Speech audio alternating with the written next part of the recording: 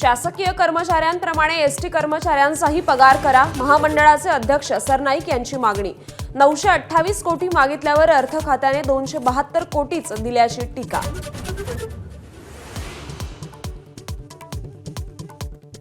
महिला, ज्येष्ठ आणि दिव्यांगांना दिलेल्या सवलतींचा उत्पन्नावर परिणाम, एसटी कर्मचाऱ्यांच्या पगार कपातीवर अर्थमंत्री अजित पवारांचं भाष्य। कर्मचाऱ्यांवर आंदोलनाची वेळ येऊ देऊ नका, सुळेंचं आवाहन।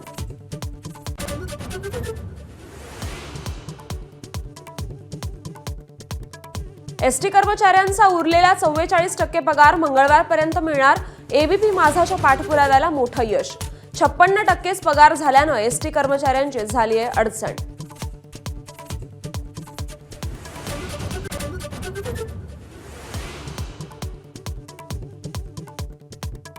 सव्वीस 11 मुंबई हल्ल्याचा मास्टरमाइंड तहूर राणाला 18 दिवसांची कोठडी, पटियाला कोर्टात एनआयएकडून ईमेलसह भक्कम पुरावे सादर।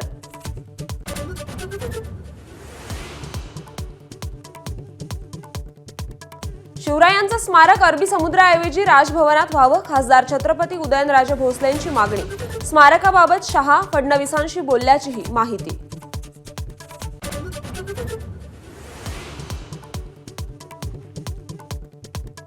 अमेरिकेने भारतावरच्या आयात शुल्काला स्थगिती दिल्यानं मुंबई शेअर बाजारात उत्साह, सेन्सेक्स 1100 अंकांनी वधारला, तर निफ्टीमध्येही 350 अंकांची वाढ।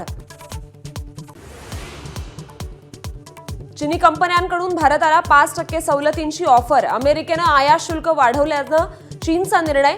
चीनी कंपन्यांचे टीव्ही, फ्रीज, स्मार्टफोन्स भारतात स्वस्त होण्याची शक्यता।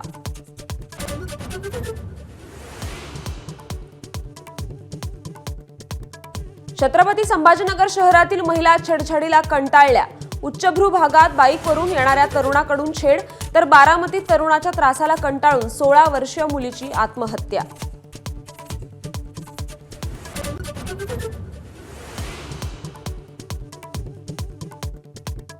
प्रेम संबंधात अडसर ठरणाऱ्या आईची मुलाकडून हत्या, अक्कलकोट तालुक्यातील सिन्नूरची घटना। प्रेयसीच्या संगनमताने मुलाने आईला संपवलं।